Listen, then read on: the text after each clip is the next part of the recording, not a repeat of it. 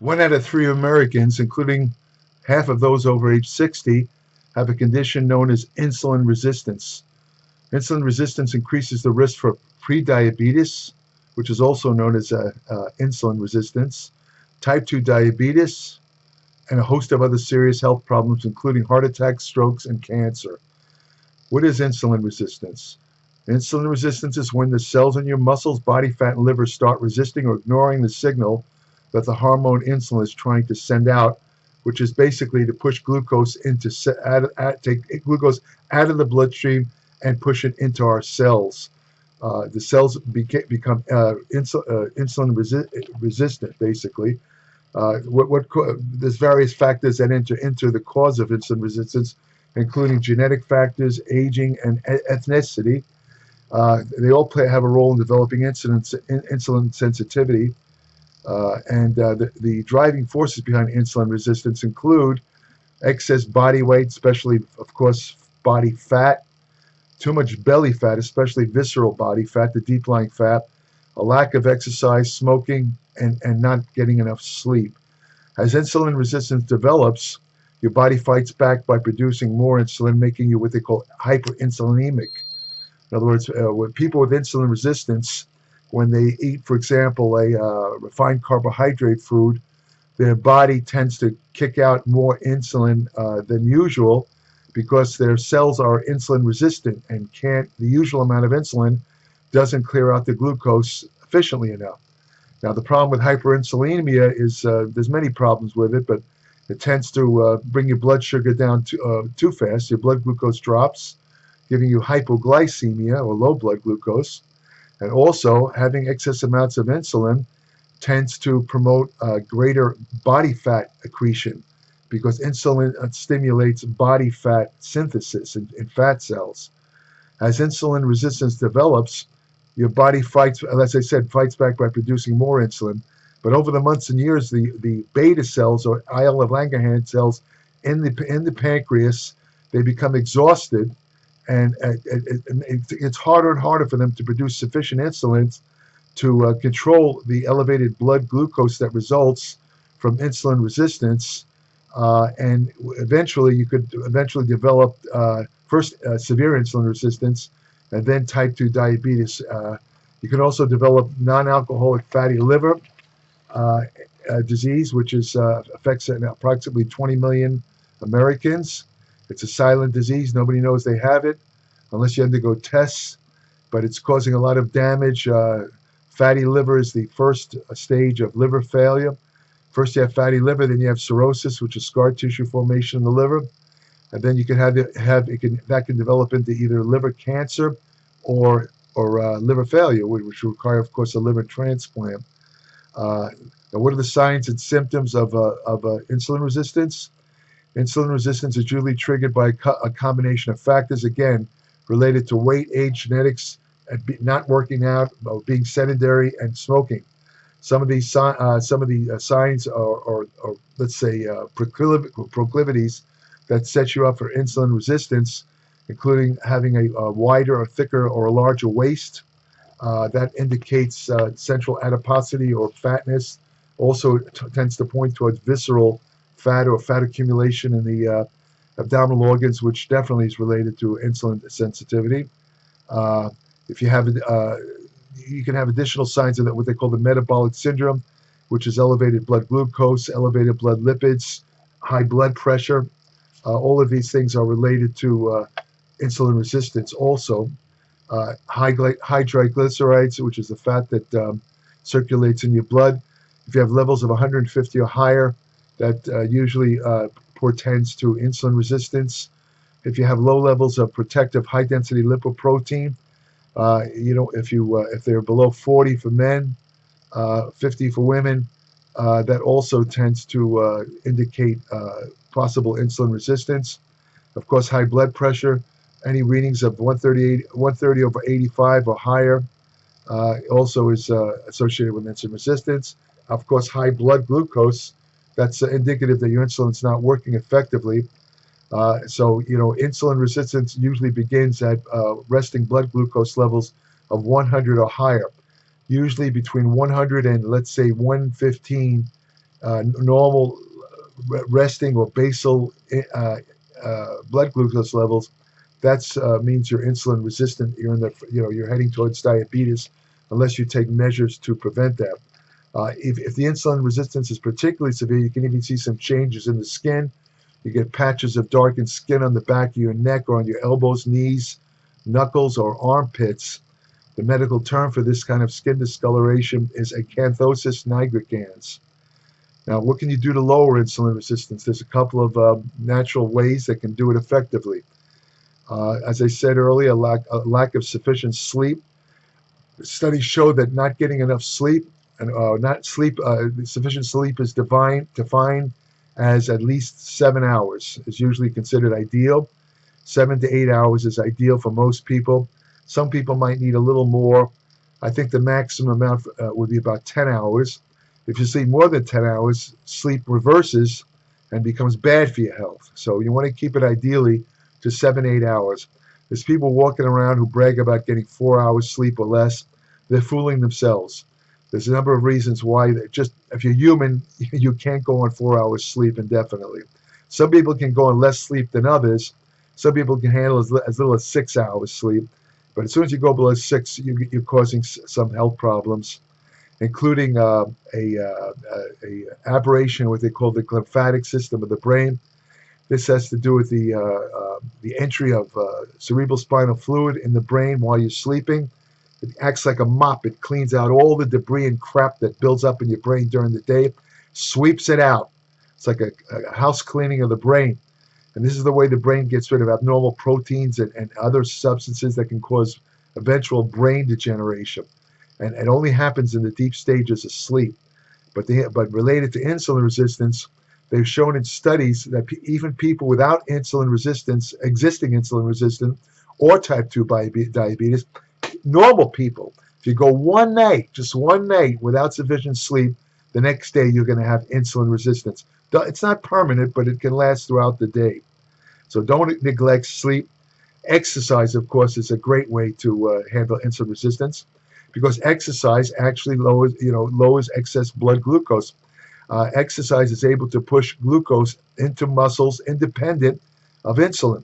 You don't need insulin. The exercise, just the contraction of the muscle, stimulates a glucose uptake protein called GLUT4, which takes the glucose and pushes it into the muscle.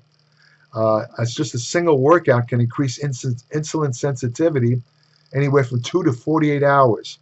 According to a 2000 study published in the International Journal of Sports Medicine, this is quoting the study, up to 2 hours after exercise, glucose uptake is in part elevated due to insulin-independent mechanisms, probably involving a contraction-induced increase in the amount of GLUT4 associated with the plasma membrane and T tubules. This is in muscle. However, a single bout of exercise can increase insulin sensitivity for at least 16 hours post-exercise in healthy as well as non-insulin dependent type 2 diabetics. Recent studies have accordingly shown that acute exercise also enhances insulin-stimulated GLUT4 translocation. Increases in muscle GLUT4 protein content contribute to this effect, and in addition, it has been hypothesized that the depletion of muscle glycogen stores with exercise also plays a role.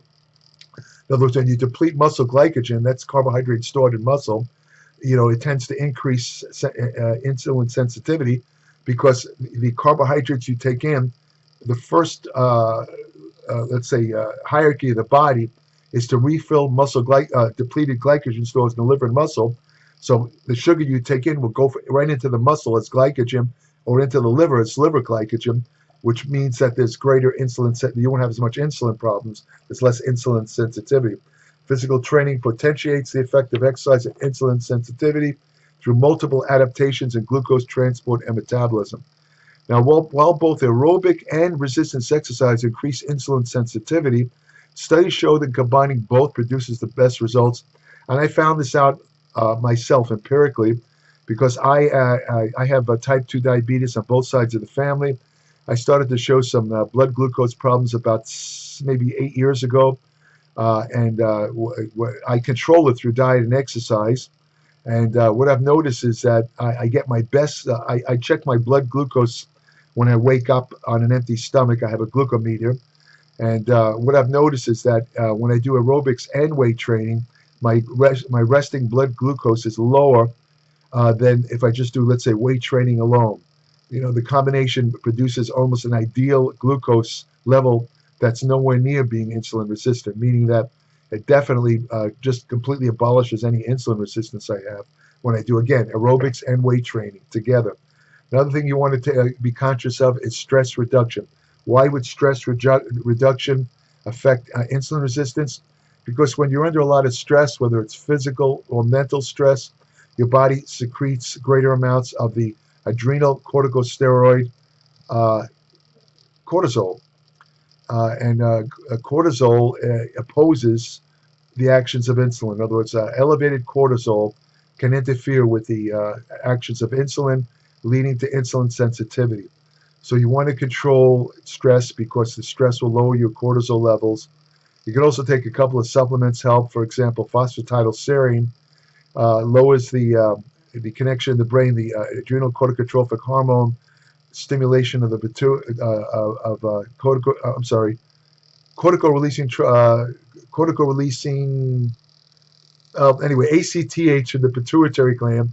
Apparently, phosphatidylserine interferes with the signal that causes ACTH to travel in the blood to the adrenal gland and cause the release of cortisol. So phosphatidylserine in a dose of about 300 to 400 milligrams a day will lower your cortisol about 30% and actually will help insulin resistance also, will help decrease it. Now, as far as body fat goes, losing any body fat is definitely numero uno, number one for helping to reduce insulin resistance. And the specific type of body fat, which is most associated with insulin resistance, again, is that visceral, deep-lying abdominal fat.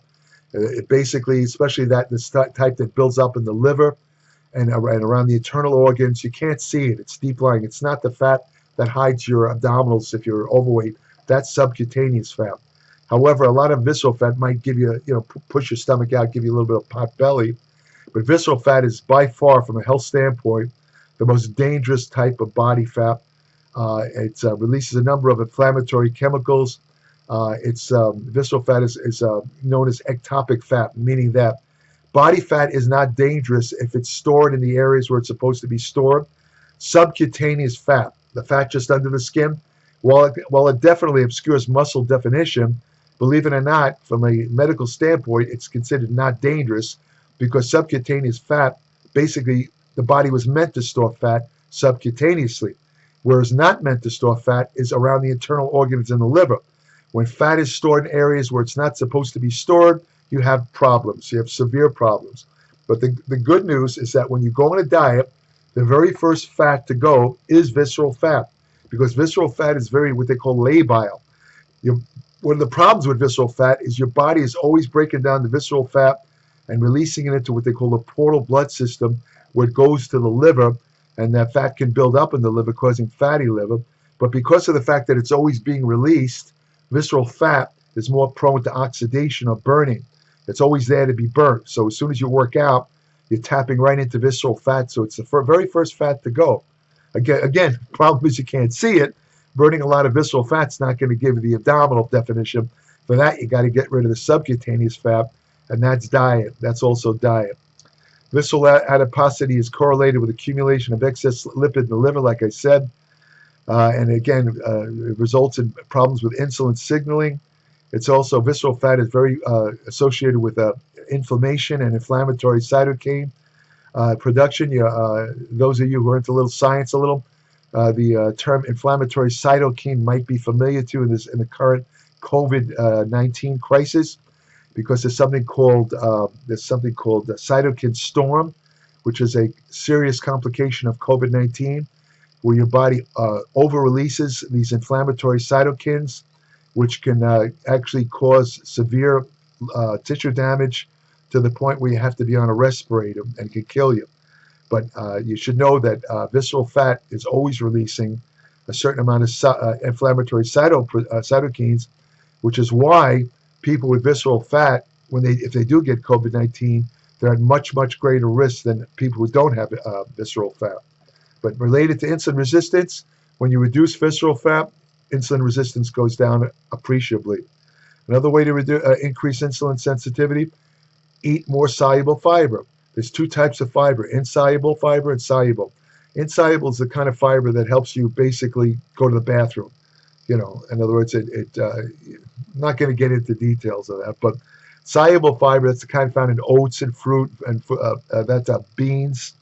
That stuff actually locks onto glucose when you eat it, and it prevents the rapid absorption of glucose, which lowers the release of insulin, and as a result, it takes stress off the pancreas, and it tends to decrease insulin insensitivity.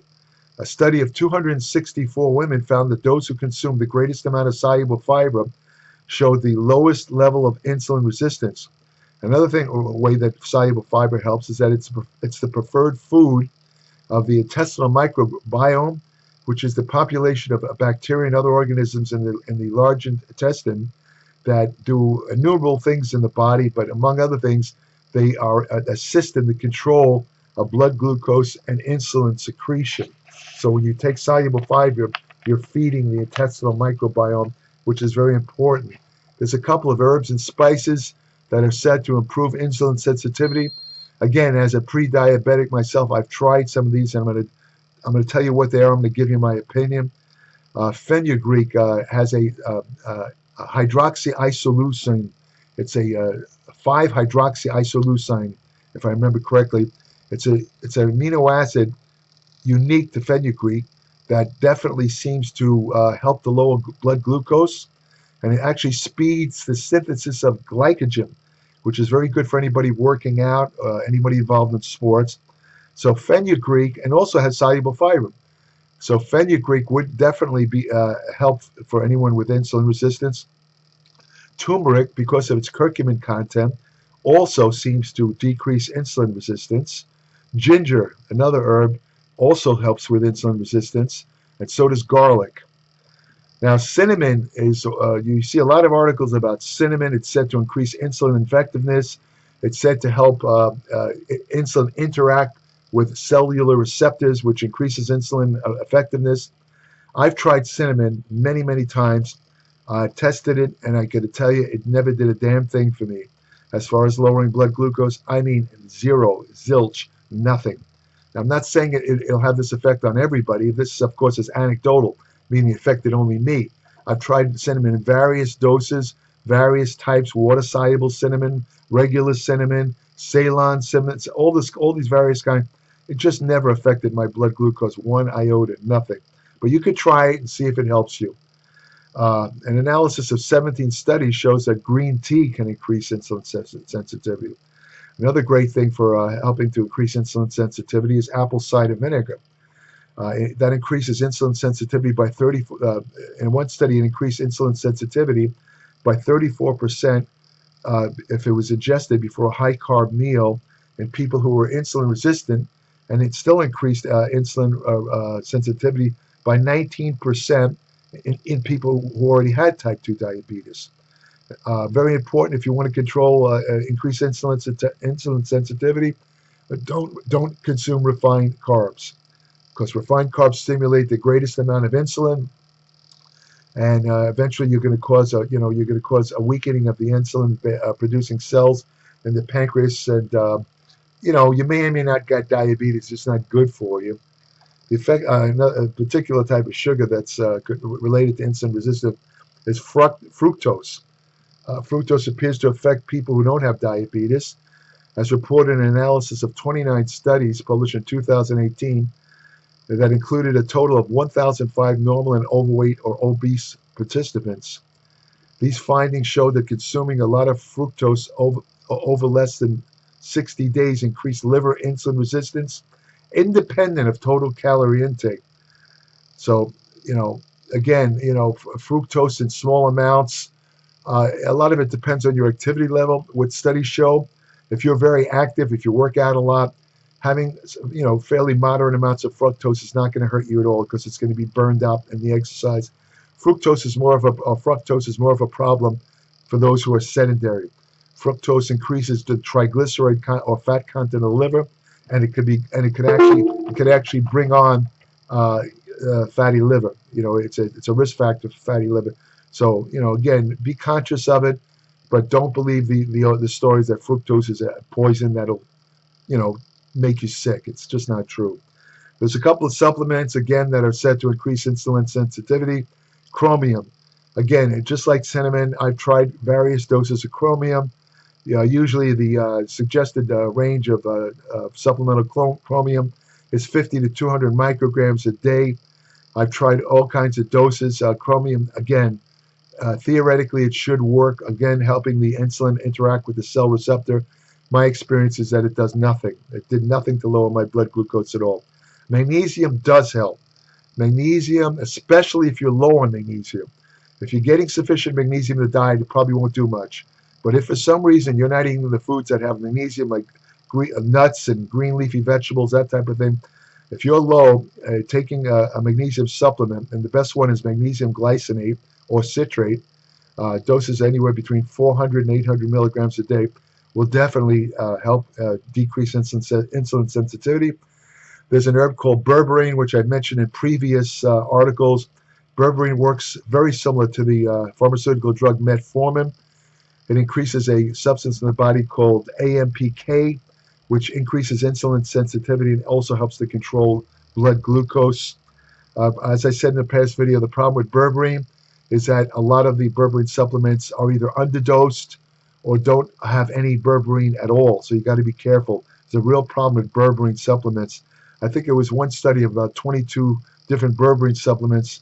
Something like 19 of them were underdosed with berberine. So, berberine is not very closely monitored. If you're going to get berberine, get it from a company that you trust and ask them for an analysis of their berberine supplement to see if it matches the label content. Another one is called resveratrol, found naturally in grapes, famous for what they call the French paradox, where people in France were eating large amounts of fat, not getting heart attacks and strokes. And at first they thought it was from the resveratrol and all the red wine they drank. Later that was discounted, but the plain fact of the matter is resveratrol does help control blood glucose, especially in those with pre-existing insulin insensitivity or type 2 diabetes, not so much in normal people. In other words, if you have normal blood glucose, resveratrol does nothing in this particular situation. So that's about it for insulin sensitivity. You want to keep your insulin sensitive because, like I said, insulin is involved in body fat synthesis. And from a bodybuilding perspective, insulin is anti-catabolic. It helps to preserve muscle under dieting conditions. And it's good to control. You don't want to have too much insulin.